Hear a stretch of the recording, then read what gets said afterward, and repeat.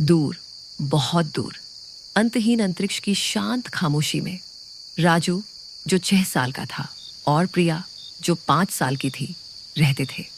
उनका घर पृथ्वी पर नहीं था, बल्कि एक आरामदायक अंतरिक्ष स्टेशन पर था, जो तारों के बीच तैरते हुए एक घोंसले जैसा था।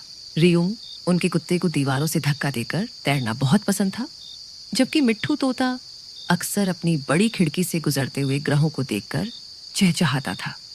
पापा और माँ ये सुनिश्चित करते थे कि उनका अंतरिक्ष घर हमेशा गर्माहट और हंसी से भरा रहे। हर सुबह नाश्ता भी थोड़ा जादुई होता था।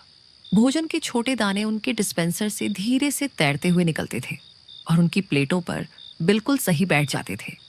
बाहर तारे चंचल आंखों की तरह टिमटिमाते थे, उन पर नजर रखते थे। उनके अंतरिक्ष घर की विशाल तारों से भरी शांति में साहस के कौन से छोटे कार्य पनपे। एक शांत दोपहर, जब राजू और प्रिया तैरते हुए पकड़म पकड़ाई का खेल खेल रहे थे, प्रिया की पसंदीदा लाल रंग की उछलने वाली गेंद थोड़ी दूर बह गई। वह उनके सामान्य खेल के क्षेत्र से आगे अंतरिक्ष स्टेशन के एक ऐसे हिस्से की ओर तैर गई जो थोड़ा अंधेरा था और जहां वे अक्सर नहीं जाते थे। ये खतरनाक नहीं था, बस अपरिचित था, जिसमें अधिक तारे और नरम टिमटिमाती रोशनी थी। प्रिया की आंखें थोड़ी चौड़ी हो गईं। मेरी गेंद, उसने फुसफुसाया। उसकी आवाज खामोशी में धीमी गूंज रही थी। राजू ने देखा और उसके सीने में साहस की एक छोटी सी धड़कन शुरू हुई। यह एक छोटे शांत रोमांच जैसा लग रहा था।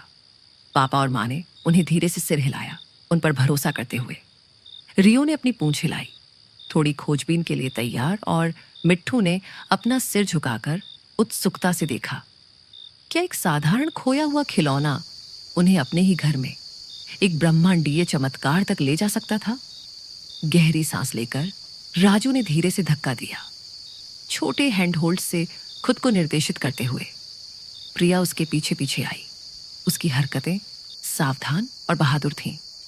वे धीरे धीरे तैरते हुए गए, नरम गुनगुनाती मशीनरी और ऐसे पैनलों के पास से गुजरे जो कोमल बटनों के साथ चमक रहे थे। लाल गेंद मंद रोशनी में एक नरम आकर्षक चमक के साथ धड़क रही थी। जैसे ही वे गेंद तक पहुंचे, उन्होंने कुछ वास्तव में अद्भुत देखा। एक छोटी छिपी हुई जगह में एक तारा पुष्प का पौधा था।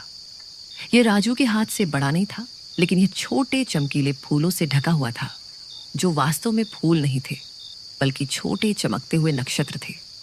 हर एक दूर की आकाशगंगा की तरह चमक रहा था, लगातार अपना पैटर्न बदल रहा था। ये उनके अंतरिक्ष घर का रोजमर्रा का जादू था।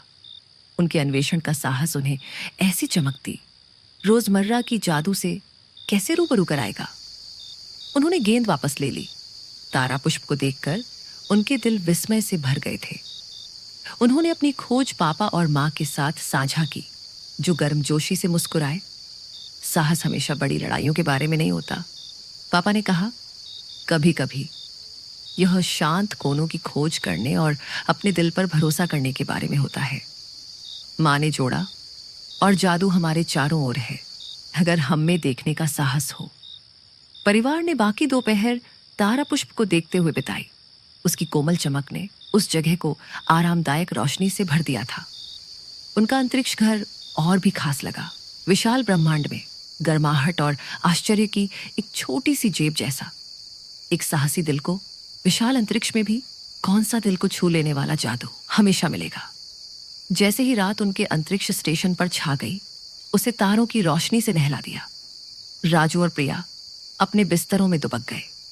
लाल गेंद प्रिया के पास रखी थी, और तारा पुष्प की याद राजू के दिमाग में चमक रही थी। रियो सिमटकर सो रहा था, सहज तैरने के सपने देख रहा था, और मिट्ठू अपने ठिकाने से एक अंतिम संतुष्ट ध्वनि में चहचहाया। उनकी नींद में अंतरिक्ष अन्वेषण और शांत साहस के कौन से प्यारे सपने भरेंगे। राजू बह गया और बह गया। उसके विचार घूमती हुई निहारिकाओं और तारा पुष्प के नरम चमकते हुए नक्षत्रों से भरे थे। प्रिया पहले ही सो चुकी थी।